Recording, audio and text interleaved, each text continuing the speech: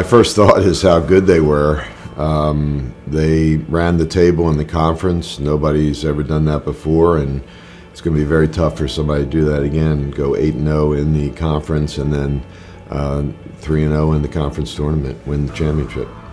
You know, I have kind of some context, obviously having been here for 26 years in various capacities, and for me, in my 26 years here, that 96 team, first of all, jumps out as the most talented group that we've ever had. Well, we had some great players. We had 4 guys that are already in the Hall of Fame.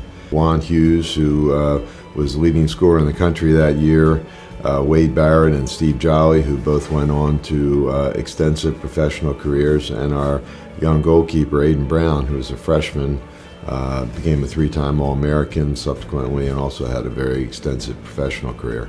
So we opened up in the NCAA tournament with Army.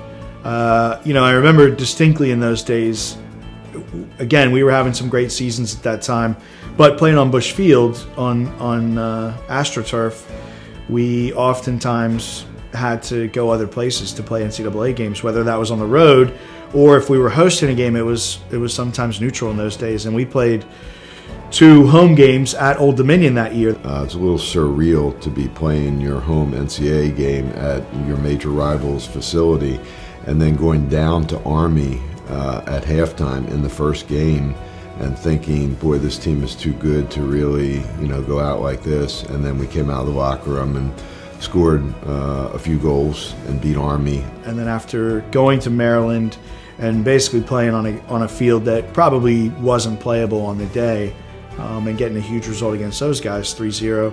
And the quarterfinal game was, I'm still a little numb from that. It was a little surreal.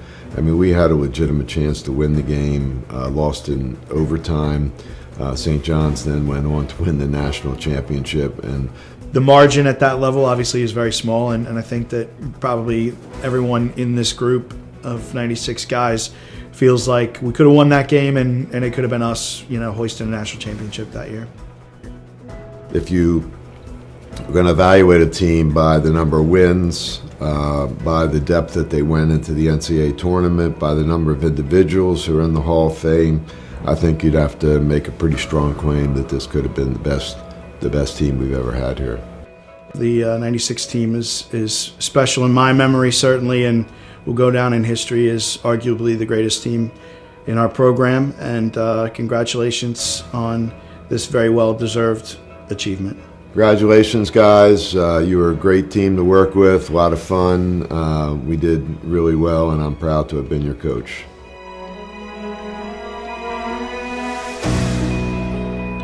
We'd like to ask one of the captains, Josh Quinter, to come up and accept the presentation. So let me start by saying thank you to the athletic department. Thank you to the college for this great honor. I also want to thank a lot of people that I see here tonight that are part of our program, that were part of that team, that didn't necessarily, they weren't on the sidelines during the games or they weren't on the field, but it's the parents, it's the supporters of our program, the folks that really make our program run on an annual basis. I want to say congratulations to all of the other inductees. There's a lot of impressive people on this stage tonight. I think everybody will agree to that.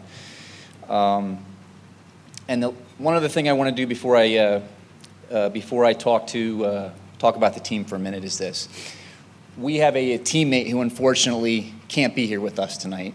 We lost him a little while back. We lost him to cancer, Andy Krapel. So, Andy, we know you're here with us tonight. We're grateful that you were part of that team, and we're thinking about you. I also want to say one other thing. This team in 1996 was really the culmination of something that took place over multiple years. We have a couple guys tonight, one of whom is the head coach now, Chris Norris, who started in the early 90s. And this team was really the end point of something that started in the early 90s, which was a culture. And we learned a lot from all the teams that came before us. We learned how to win, we learned how to be great teammates, and we learned how to be great people. And that's a product of the guys that came before us. So to all of you guys that are here tonight, thank you for being here, and thank you for being there back then. Now, like some of the other folks have said, I struggled a little bit, maybe a little bit more, to figure out what to say tonight, because I'm not just talking about one person. I'm talking about a whole team of guys. And so I went through the iterations of, what am I going to say? What am I going to talk about? And I thought about, maybe we'll talk about some stats. 20 wins, 4 Hall of Famers, 5 if you count our coach. He left himself out of those numbers, but he was there. So we had 5 Hall of Famers involved with this team. NCAA tournament. And the part that the guys left off the story in the video there is that tournament, Final Four that year, was in Richmond. And a lot of people don't remember that, but it would have been one heck of a weekend, right, guys? That would have been a lot of fun. So I kind of went through the stats, and that doesn't really quite hit home. So I was kind of chewing on it a little bit more. And then I heard a quote that really, it kind of hit home with me, because we could talk about stats, we could talk about players, and I've never been involved with a more talented group of not just players, but people. And I think if you talk to any one of these guys, what they would tell you is some of the best games we had that year were in training against each other. There was not a guy on this team that wasn't super talented. And we had knockdown, drag-out practices going at each other, and that's why we were so successful. We really practiced hard and trained hard, and we got after it. So anyway, this quote that I heard, and if you'll forgive me, I'm going to read it because I want to get it right. But it really rang home to me, and you're going to hear a word in here, you're going to go, there's no way that word was in the quote, but it really was, okay? And I'm going to give you this quote because it perfectly summarizes this group of guys down to a T. Because we had tons of talent, tons of good people, but this is it. Life in a tribe is so much better than anything else. A tribe is a group of people united by a common goal, and they recognize the value of different skills and different backgrounds and experiences. And they know when to shut up, and they know when to stand up. And they do those things when they're supposed to, and when you do those things, you tend to get where you're going. That's these guys to a T. Everybody on this team knew what they were supposed to do, and everyone knew their role, and everyone did it exceptionally well. And Al put together a team that complemented each other beautifully, and that's why we were so successful. The last thought I'll leave you with is this. I don't know if it's still there, but sometime during our time there was a sign that was purchased. I don't even remember. It might have been, was it used to? Somebody purchased a sign that went up in the locker room.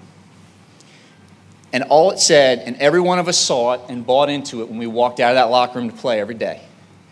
It was a very simple message. Our family against their team. That was us. That was our team. And that's how we were so successful, because every guy on the team bought into that message, and we played hard, and we played hard for each other. So let me finish up by just saying thank you again to the college, to the athletic department, and to all of you for being here tonight. I'll keep it short and end here because I know it's getting late. Thank you all very much, and enjoy the rest of your evening.